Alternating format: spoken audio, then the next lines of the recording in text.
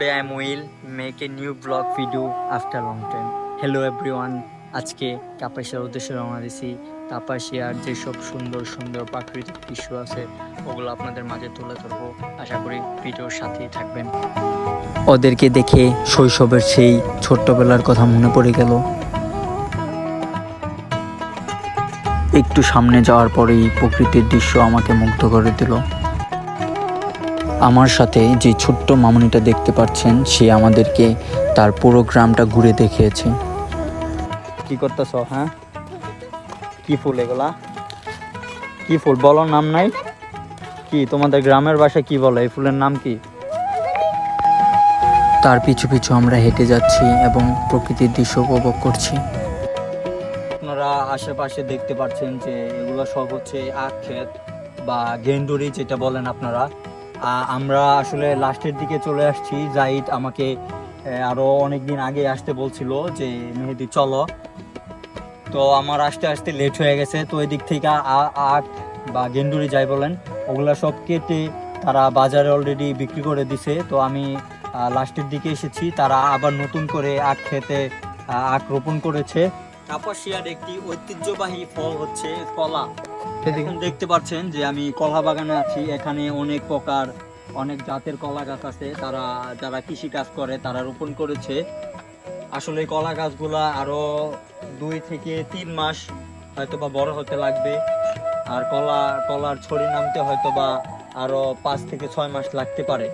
সাথে একটি ছোট্ট মামুনি আছে, সে আমাদেরকে হেল্প করছে ভিডিও মেক করতে। তোমার নাম কি? এইদিকে তাকায় বলো।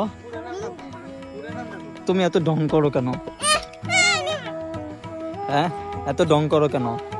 না, আমি তো জিজ্ঞেস করছি। আমি তো আর তোমার প্রপোজ করি নাই। না, আমি তো জিজ্ঞেস করছি।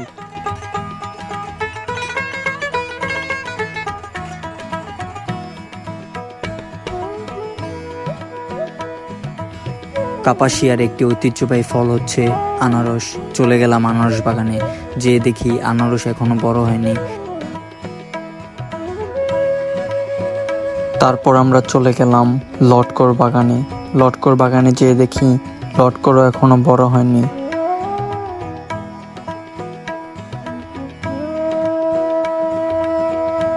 কাপাসিয়ার মানুষ তাদের নিজেদের কাজ নিজেরা করতে খুবই ভালোবাসে।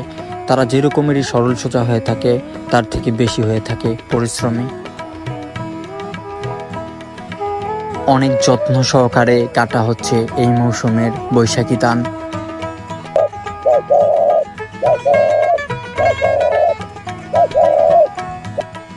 মাথায় হাজারো স্বপ্ন রেখে ছুটে চলে যাচ্ছে স্কুলের দিকে। 70 বছরের বৃদ্ধ হয়েও সে তার ফ্যামিলির জন্য পরিশ্রম করছে।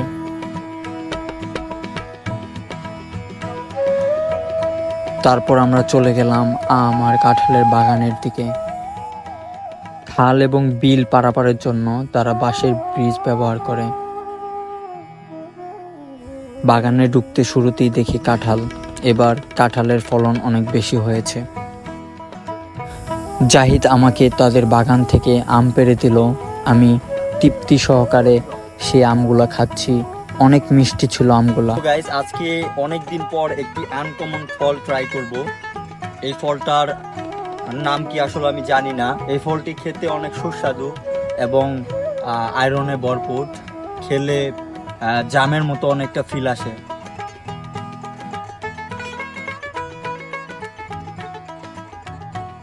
হাঁটতে হাঁটতে চলে গেলাম লিচু বাগানের দিকে। আমি গাছে এত পরিমাণ লিচু দেখে মুগ্ধ হয়ে গেছি। আমি লিচুর বাগানের মালিককে বললাম যে আগে আমাকে 100 লিচু দেন, তারপর আমি লিচু খাওয়া শুরু করলাম। আমি এখন আছি লিচু বাগানে। কাপাসিয়ার ঐতিহ্যবাহী একটি ফল হচ্ছে লিচু। অলরেডি আমার হাতে প্রায় 100-র মতো লিচু ছিল। সকাল থেকে খাইতে খাইতে লিচু শেষ। তো আমি এখন আপনাদেরকে গাছ থেকে পেরে একদম অথেন্টিক যে লিচুটা আছে ওইটা আমি আপনাদেরকে দেখাবো।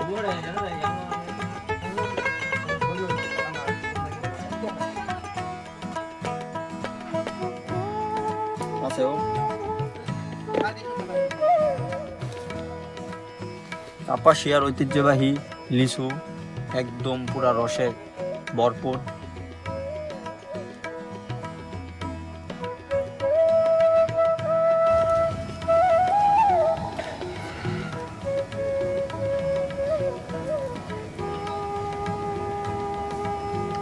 লিচু খেতে অনেক সুস্বাদু এবং অনেক মিষ্টি, রসে ভরপুর।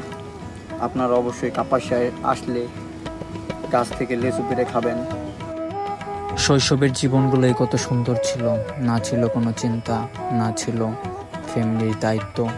আম্মু সুন্দর করে খাইয়ে দিত আর আমরা খেয়ে ঘুমিয়ে যেতাম।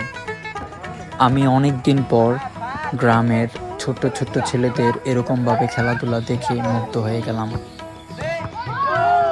Guys, she is my friend Zahid. আজকে ওদের বাসায় আসছি আমি বেড়াইতে। তো সকাল থেকে এ পর্যন্ত অনেক ঘোরাঘুরি করছি। এখন আমরা কাপাসিয়া যেই চর আছে, নদীর পাড় যাওয়ার জন্য রওনা দিছি। ওইদিকে যাব আর ওইদিকে যেই দৃশ্যগুলো আছে আমি আপনাদেরকে দেখাবো ঘুরে ঘুরে। জাহিদ আজকে আমাদেরকে গার্ড দিয়ে সব কিছু দেখাবে। চলে আসলাম কাপাসিয়া গুদারাঘাটে। এখানে কেউ নদী পার হয়ে তার কাজকর্মে ফিরে যাওয়ার জন্য ব্যস্ত, আবার কেউ তাদের বাসায় যাওয়ার জন্য নৌকাতে বসে আছে। তারপর আমিও নদী পার হওয়ার জন্য নৌকাতে বসে পড়লাম। এই জন্য নৌকা নিয়ে লড়াই করছে মাঝি মামা। অনেক যত্ন সহকারে সে আমাদেরকে ওপারে নিয়ে যাওয়ার জন্য স্রোতের সাথে লড়াই করছে। আমি নৌকায় বসে আশেপাশের ভিউটা দেখছিলাম আর এনজয় করতেছিলাম। ভিউটা দেখার মতো ছিল। সাঁতার কেটে একদল হাঁসের ঝাঁক আমাদের দিকে ছুটে আসছে। জীবিকা নির্ভরের এক বাস্তব নাম হচ্ছে পুরুষ মানুষ। সারাদিন পরিশ্রম করে ফ্যামিলির মুখে একটু হাসি ফুটাবে বলে সে ব্যাগ ভর্তি বাজার করে নিয়ে যাচ্ছে তার ফ্যামিলির জন্য।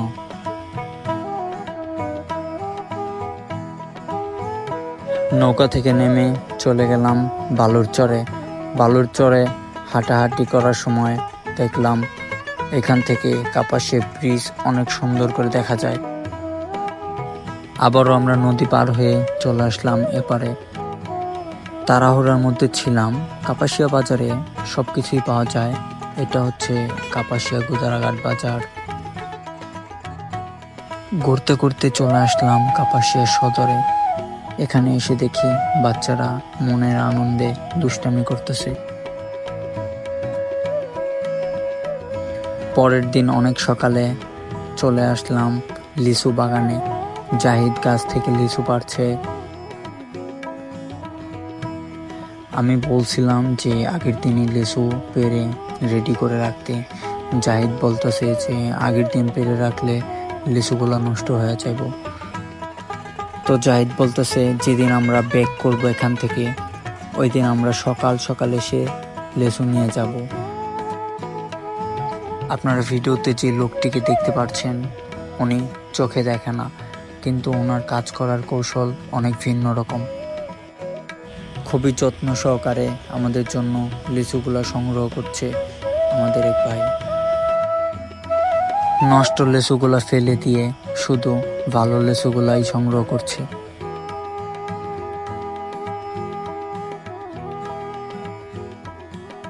ফাইনালি আমরা ব্যাক করতেছি বাসার দিকে।